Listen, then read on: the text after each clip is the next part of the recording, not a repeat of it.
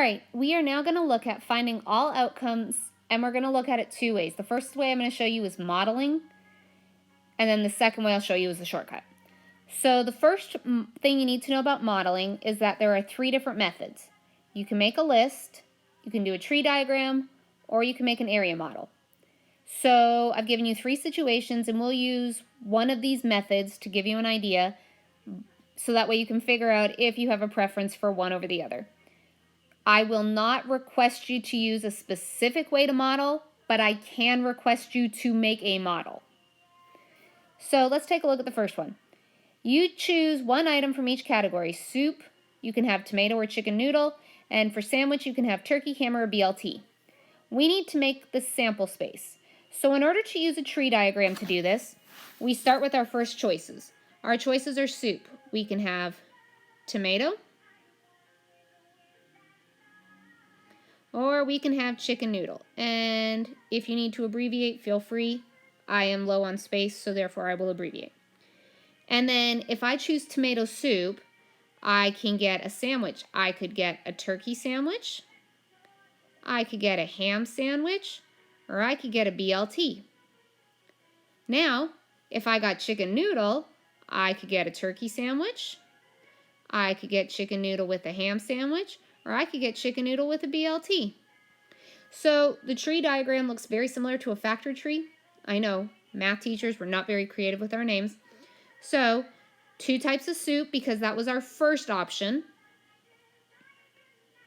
And then we have the three options of the sandwiches because I can get each of those sandwiches with each of those soups, or I can get each soup with each of those sandwiches. So when you count up the number of possibilities, I can have tomato with turkey, tomato with ham, tomato with a BLT. I can have chicken noodle with turkey, chicken noodle with ham, chicken noodle with a BLT. That leaves us with 6 possible outcomes. So it's a bit of a visual way to organize your thoughts and your possibilities. So there's a tree diagram, and it will work with any number of things. It may be the easier one to see in a lot of situations, especially if you're a visual learner. Now, for the second one, to make a list. This is one to use with caution. Suggestion is use it if you have letters or numbers or both. And the reason is because it's very easy to miss something if you're using things that are not already put in a chronological order. Colors, shapes, clothing, those things don't have an order to them, whereas you have kind of an ingrained order for letters and numbers. So letters and numbers work really well if you're going to make a list. So our sample space, we draw a card, not car, card,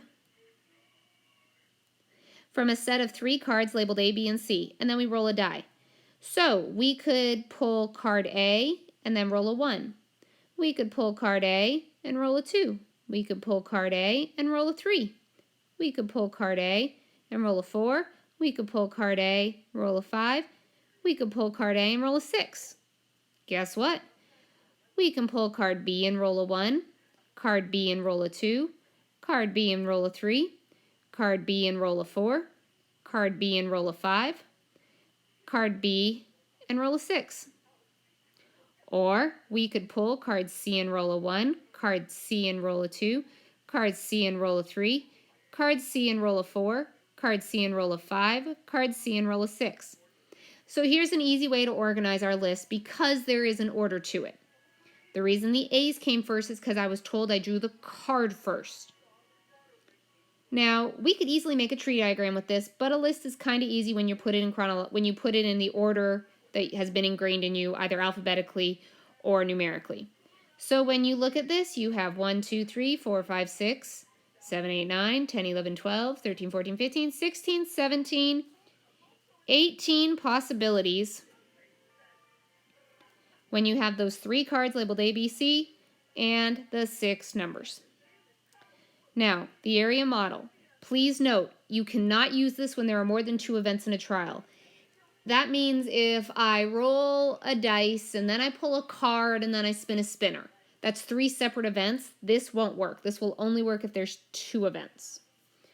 So the area model says you roll a fair number cube, you roll two fair number cubes, and you find the sum of the two results. What's the probability your sum will be greater than or equal to 5?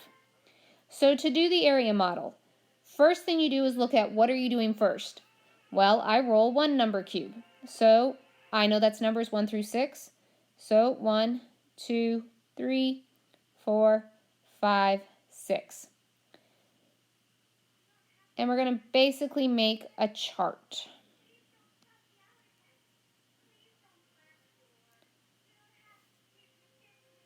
And then the second thing we do is we roll another number cube. 1, 2, 3, 4,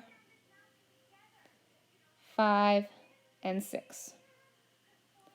It's not a nice 6, and I apologize, it's not very pretty looking. So we are asked to find the sums. So what we want to know is, in this square right here, what do you get when you put 1 plus 1? You get 2. What do you get when you get 1 plus 2? You get 3. 1 plus 3 is 4, 1 plus 4 is 5, and 1 plus 5 is 6, and 1 plus 6 is 7. So I took the number along the top and added it with the number along the side. The reason we added is because in the problem we were asked to find the sum. So that told us we're going to have to add. Normally we would just fill in the way we did our list. So instead of where the 2 is, we would put 1, 1. Where the 3 is, we would put 1, 2. 1, 3, 1, 4, 1, 5, 1, 6, and so on. So we're going to fill in the rest of our chart. 2 plus 1 is 3. 2 plus 2 is 4. 2 plus 3 is 5. 2 plus 4 is 6. 2 plus 5 is 7. 2 plus 6 is 8. 3 plus 1 is 4. 3 plus 2 is 5. 3 plus 3 is 6. 3 plus 4 is 7. 3 plus 5 is 8. 3 plus 6 is 9. Now I'm going right to left. If you prefer, you can go up and down. 1 plus 4 is 5. 1 plus 5 is 6. 1 plus 6 is 7. 2 plus 4 is 6. 2 plus 5 is 7. 2 plus 6 is 8. 3 plus 4 is 7. 3 plus 5 is 8. 3 plus 6 is 9. 4 plus 4 is 8. 4 plus 5 is 9. 4 plus 6 is 10. 4 plus 5 is 9. 4 plus 6 is 10. 5 plus 5 is 10. 5 plus 6 is 11. 5 plus 6 is 11. And 6 plus 6 is 12. So you fill in the area model. Again, we added because we were asked to find the sum. Otherwise, we would just make a list with 1, 1, 1, 2, 1, 3, 1, 4, 1, 5, 1, 6. It does not matter which one you put first, whether the one going up and down or the one right to left. So now we are asked to identify we are asked to first identify how many outcomes are there. If we look, we have got 36 possible outcomes. There's 36 possible ways to get a sum when you roll two number cubes. We are asked for the ones that are greater than or equal to 5. So when we look to identify the ones that are greater than or equal to 5, I'm circling them to give you a visual.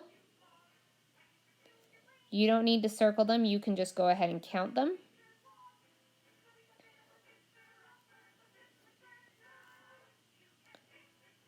Notice that I did not circle the ones that were in blue because those are the parameters for what we did when we rolled the dice. So when we do this, we find out that the probability of getting a sum greater than or equal to 5 is 30 out of 36. If you want to simplify, you can, but you do not have to. All right, so now we're going to use any method we want, and we are going to calculate the number of outcomes. I'll do one of each. It is up to you. If you want to do a different one in your book and have me look over it tomorrow in class, that's fine with me. The important thing is knowing that your outcomes work out. One thing to note, when you are flipping coins, especially more than twice, making a list can get very confusing. So the easiest thing to do with flipping coins is going to be making that tree diagram. So since we're doing it 3 times, you can't do the area model. We could make the list, but it would be very easy to miss one that way. So tree model is probably your best bet. So when I flip it the first time, I can get heads or tails. When I flip it the second time, I can get heads or tails if I flip a head first, or I can get heads or tails if I flip tails first. When I flip it a third time, I can get heads or tails no matter what I did first and then second.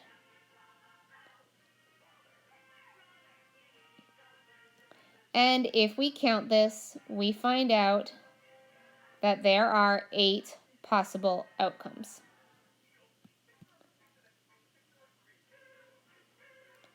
Now, for those that want to see what a list would look like and why it's easy to miss one, you could get head, head, head. You could get head, head, tail. You could get head, tail, head. You could get head, tail, tail. You could get tail, tail, tail. You could get tail, tail, head. You could get tail, head, tail. Or you could get tail, head, head. Those are your 8 options. Again, you could see pretty much why a list is not the best option when it deals with just flipping a coin.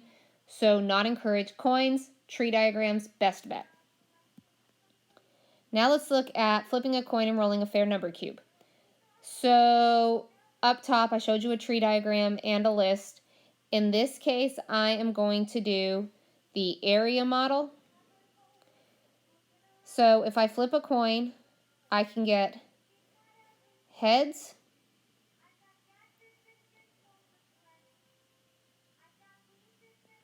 or I can get tails.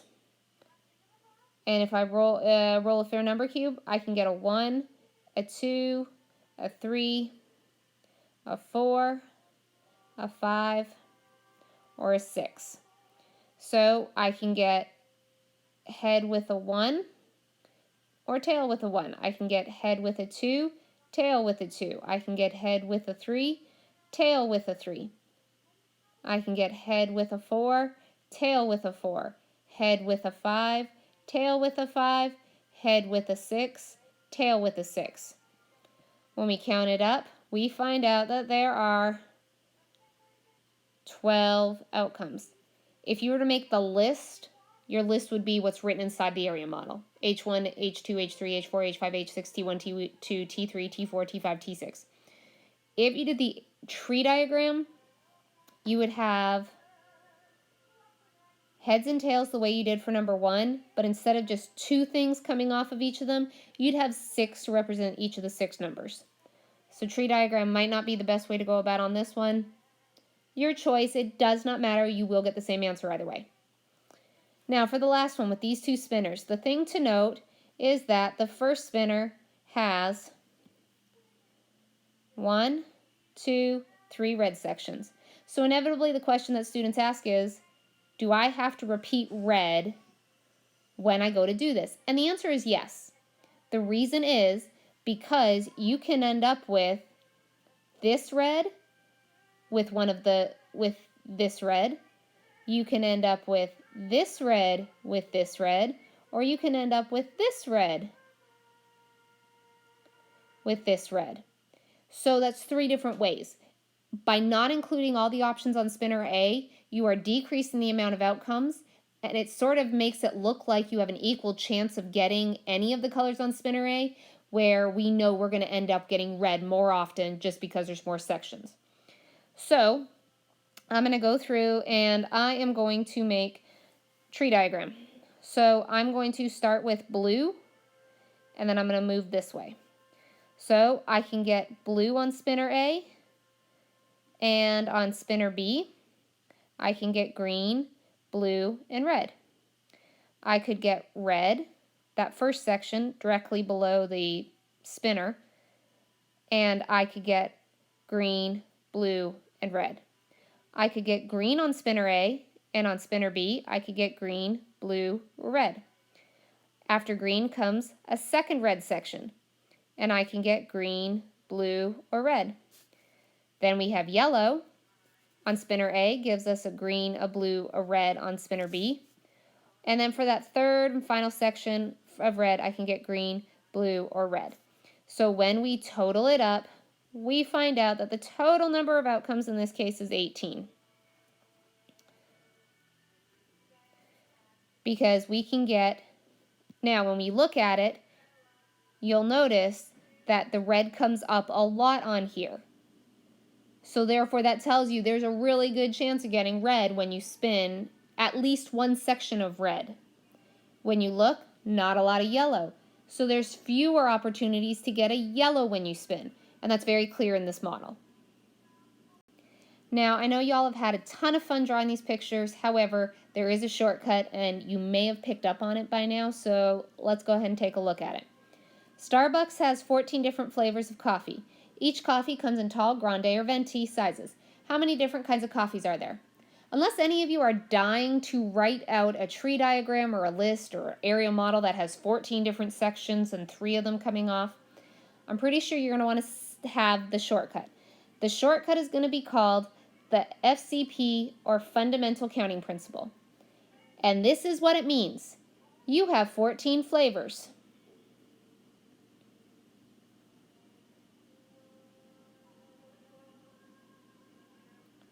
And there are 3 sizes because we have tall, grande, and venti. So that's 3 sizes. If we multiply 14 times 3, that gives us 42. That means there's 42 kinds of coffee. If you take a moment and pause the video and look back at pages 23 and 24, you're going to notice that we could have just multiplied in those cases, but it's way more fun to teach you the models first. So now we get to question number 2. A computer store sells 6 different computers, 4 different monitors, 5 different printers, and 3 different multimedia packages. How many different computer systems are available? So unless you're dying to draw a tree diagram that has 6 options first, and then 4 options second, and then 5 options third, and then 3 options fourth, that's going to be a lot. Or we could simply say 6 computers times 4 monitors times 5 printers times 3 multimedia packages to get that there will be 360 computer systems. Pretty sure nobody's dying to write out all 360 options in a list. So let's go on to number 3. Picking a month of the year and a day of the week. So we have to think. They didn't give us any numbers in this case, but we have common sense. We know that there are 12 months, and we know that there are 7 days of the week.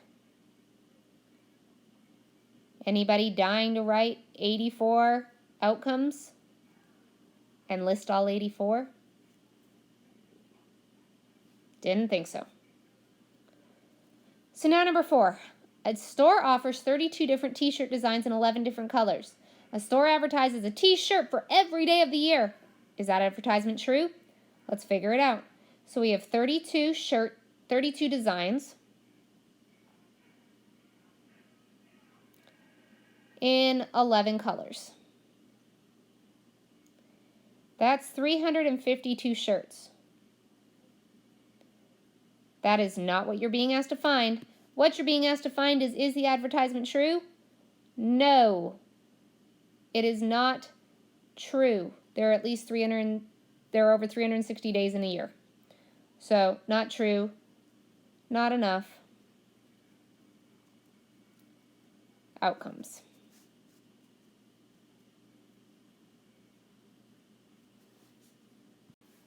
All right, last page for the evening.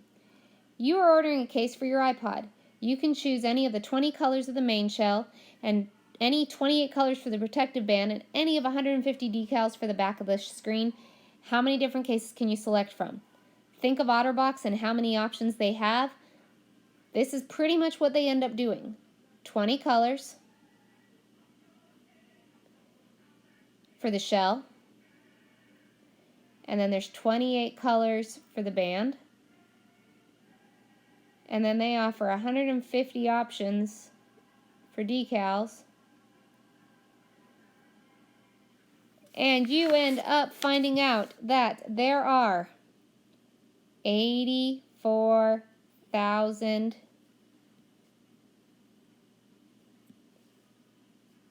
cases. That's a lot of options. All right, so those are pretty standard, straightforward ones. These last 3 are going to get a little bit tricky because you've got to start thinking about what the question's saying, and you've got to put a little bit of common sense with it. Sam is setting the combination lock on his briefcase. If he can choose any digit 0 through 9 for each of the 6 digits in the combination, how many possible combinations are there? So he's got 6 possible numbers. 1, 2, 3, 4, 5, 6. And what we're being asked is, we have to think, how many possibilities are there for each of those spots? There are 10 possibilities, because if you count the digits 0 through 9, 0, 1, 2, 3, 4, 5, 6, 7, 8, 9, that's 10 digits. So he could put 10, there's 10 possibilities for his first number, 10 possibilities for his second digit, 10 possibilities for the third, 10 possibilities for the fourth, 10 possibilities for the fifth, and 10 possibilities for the sixth. So when he goes through, or we go through and we multiply, we find out that Sam has a possible 1 million combinations.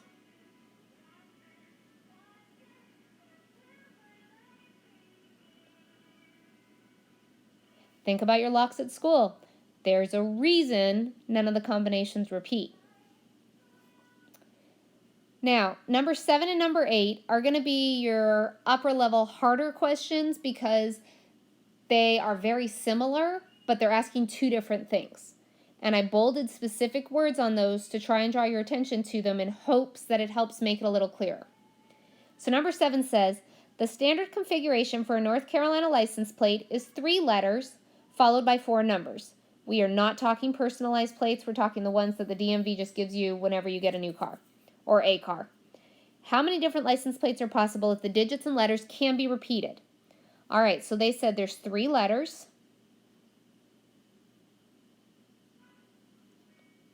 So those are your letters.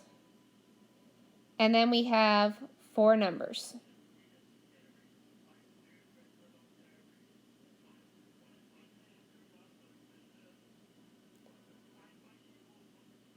So it's saying, how many possible letters are there for that first one? There's 26 letters. I'm allowed to repeat a letter. We can have A. So there's 26 options for the second one, and there's 26 options for the third one. Just like in number 6, there were 10 digits, we come here and we get 4 numbers. There are 10 possible digits, 0 through 9. We're allowed to repeat it. So your license plate could technically be AAA1111. They usually don't go for that, but that is a possibility. So when we actually multiply that out, we end up with 175,760,000 license plates.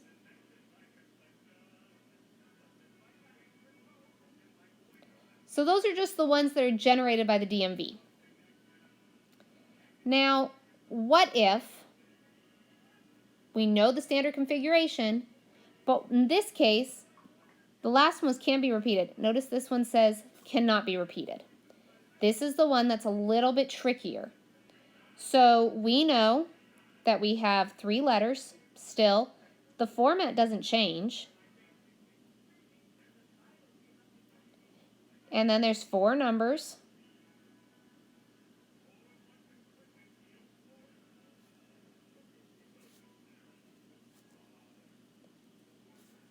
So if we think about this, for the letters, we have 26 possibilities for that first one. Now this says we can't repeat a letter. So if I use the letter A for the first one, I'm not allowed to use the A for any of the other ones. So that means for the second option, I only have 25 letters. Now let's pretend we have A and then J, and I took those 2 out. I can't use them for that third possibility, so that means there's 24 letters. Because you weren't allowed to put the first letter back in and repeat it, and you couldn't repeat the second one, it decreases by 1. Same for the digits. That first digit, you have all 10 ready to go. But let's pretend we use the digit 2. Can't use 2 again, so that means I only have 9 options. Then we come here and we say, oh, I used another one, so I've used 2 digits that can't be repeated. That means there's 8 digits that are possible for the third, and 7 digits that are possible for the fourth, because we weren't allowed to repeat anything we used. This leaves us with 78,624,000 license plates. That is cut by about 45% from the first one. So when you repeat, it gives you a lot more options.